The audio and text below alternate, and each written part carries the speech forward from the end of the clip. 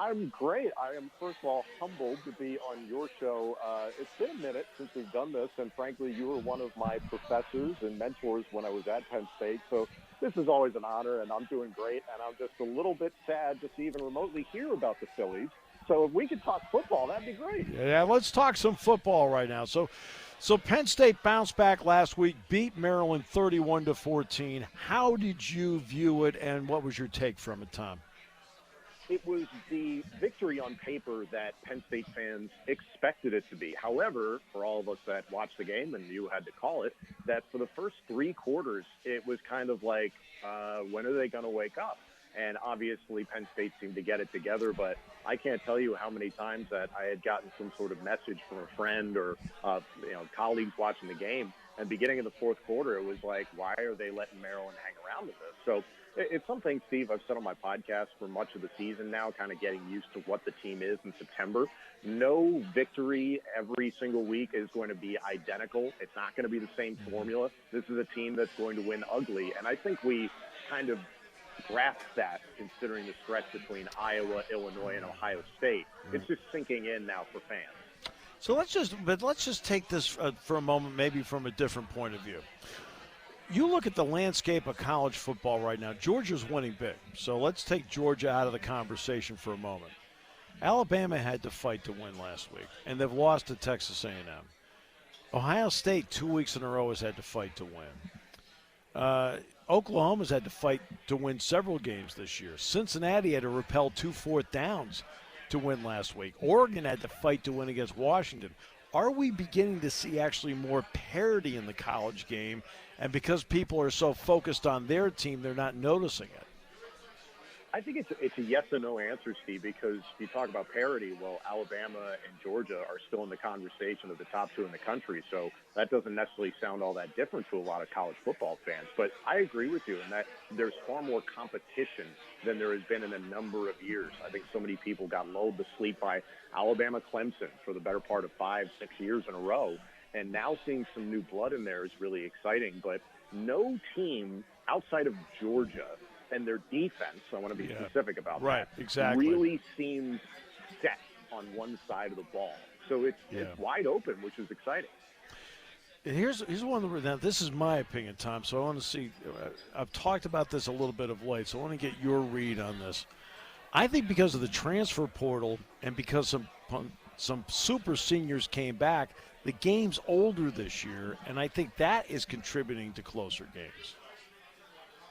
I have to agree with you, considering, in Penn State, we're all talking about, is Sean Clifford going to come back for his sixth season? Right. Can you imagine a quarterback with that much experience coming back to a Penn State team that's got a great core, obviously, hopefully, going into next season? There's a lot of questions like that, but I agree with you. I think the experience is playing a factor, and it's just guys understanding the value of their college years. Not everybody is going to go into the NFL and make $10, $20, $30 million. Some of these guys, it ends once they leave Happy Valley. So these guys are trying to make as much of an impact as they can, whether it be on the field, NIL, whatever it is they need to do. So the value's just gone up, and I think that's been reflected in television ratings, you name it, whatever analytics you look at. Tom, the college football playoff, of course, is at 4, and it's going to be at 4 this year, and it'll be definitely at 4 next year. But obviously there's been a lot of talk about expansion of the playoff.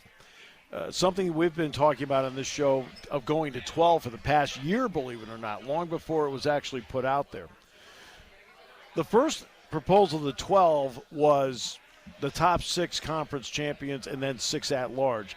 The new one that was just put out and is being advanced is the 5 Power 5 conferences getting automatic bids and then another bid for an open spot, then 6 open. How do you feel about a 12-team playoff, and which of those two do you prefer? I think I like the latter. At the same time, I don't like the 12-team. I prefer an 8-team, and here's why. I saw the initial bracket for what could potentially be a 12-team playoff this year. I think it was from a week ago, just kind of like if it happened right now, what it would look like. People get really frustrated with the present model because let's use Notre Dame as a for instance. Every time Notre Dame gets into the playoffs, they get smoked. Well, I'll tell you what, if you look at a 12-team playoff as it stands right now, and you put up Wake Forest against a Georgia, it's going to be a bloodbath. So it just depends on, all right, if you're asking for more competition, that's one thing. But if you're just asking for your team to have the chance to get destroyed, it's a double-edged sword to me, Steve. I would love to see Penn State get in, and I think Penn State fans understand that a conference championship doesn't mean anything. We suffered that fate already. So if it were in stone that actually meant something, that would be great. I would love to see that. Well, see, but the door would be open because 5 would play 12, and you'd be open to winning a game in the college football before you got to the 4 teams that got the bye. True. And that would be fantastic. Right. Yeah, I think at least with 8, you get a better level of competition overall. Guess what you don't get with 8, though? More money. ESPN already has contracts in place with the 6 New Year's 6 bowl games. They don't have to give you any more money with 8. You go to 12, now you have probably multiple networks because you have to have more money because you've got more games. I think that's probably the philosophy behind this. Well, you're absolutely right, Steve. How many times do we look at these rankings and they're like, man, why isn't Cincinnati, at first in this season, why wasn't Cincinnati getting the respect that they are now starting to get in the rankings? Because it's Cincinnati. Nothing against them. They just aren't a brand the way Oklahoma, the way Alabama, Georgia, Michigan, Ohio State, Penn State, you name it. Those are brands. You can call these schools and teams as much as you want. But when you put that brand out there, it gets a rating. And the issue that they're concerned about, I remember the Colt Brennan-led Hawaii team that got killed by Georgia in the Sugar Bowl years ago. Yeah. It was a nice story, but no one watched the game because people didn't know anything about Hawaii. And by the way, unfortunately, the late Colt Brennan, who passed away this year. One of my absolute favorite college quarterbacks ever. And, it's interesting about I'll give you an NCAA tournament example.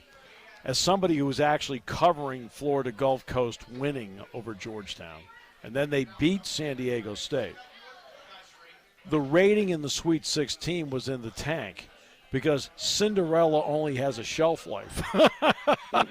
You're right. After a while, people are like, okay, where's Kentucky and Duke?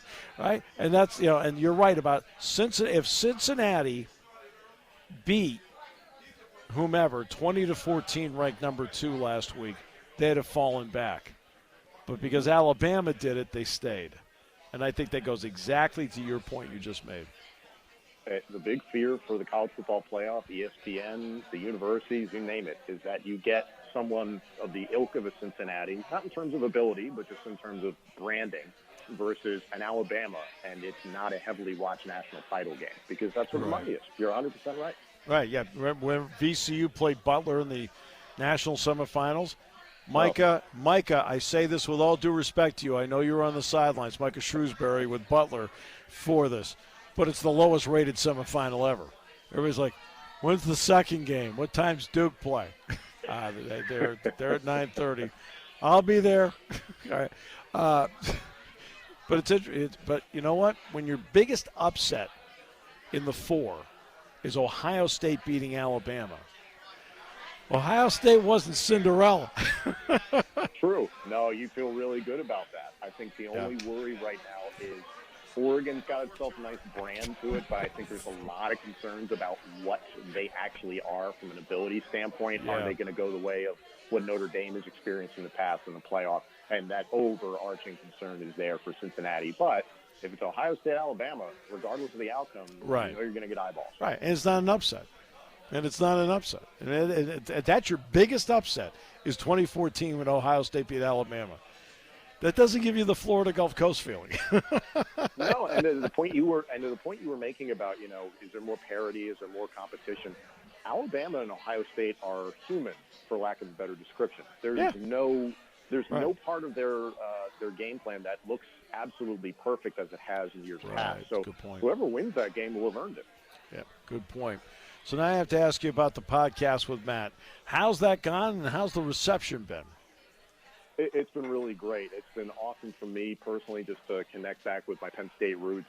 Matt and I had gotten to know each other a little bit just through social media and the like in 2020 when he was going into the XFL. I was probably his biggest cheerleader on social media, so I was very excited for him and obviously admired the work he did as a part of the 2011-2012 season. I think to all Penn State fans, the players that stayed mean the world to everybody. So I'm thrilled I get to work with him. And at the same time, Steve, you know what it's like in terms of being opposite a legend and Jack Ham or a great coach like James Franklin. You got to be on your game. And that's the thing. Iron sharpens iron. So I'm thrilled to do it. We have a lot of fun with it. I don't pretend to be anything other than a great fan of the program who's followed it since I was a kid, and I'm a former WWE commentator. So I'm coming at it trying to have fun and bring some entertainment and enjoy my Nittany Lions.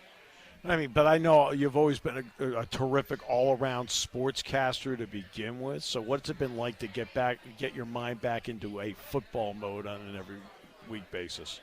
Well, thank you for that. I appreciate it. It's really been fantastic, and it's connected me with some people. Thomas Frank Carr, who's doing some excellent work with Blue White Illustrated. I've gotten to work with him a little bit. It's like I said, you can sit back and play Monday morning quarterback with your friends and think that you know what you're talking about. It's another thing to put it out to the world, and I feel like there have been instances that have been really good and other instances where it's like, I got to tighten up a little bit. So it's been so much fun. And football's been my passion since I was a little kid. I remember my parents taking me to Beaver Stadium to watch LeVar Arrington play. At the time, Indiana had the black helmets. Antoine Randall was the quarterback, if that brings you back.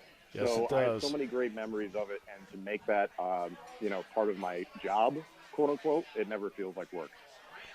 Well, Antoine Randall, now there was your one-man show right there.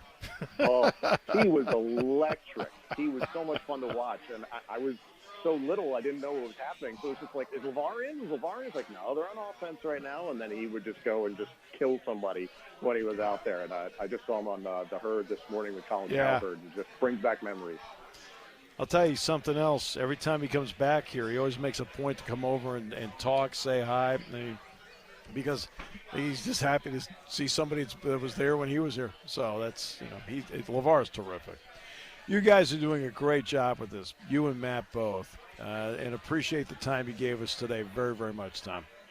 It means a ton coming from you, Steve. I wish you all the best and good luck on the call tomorrow. Thanks.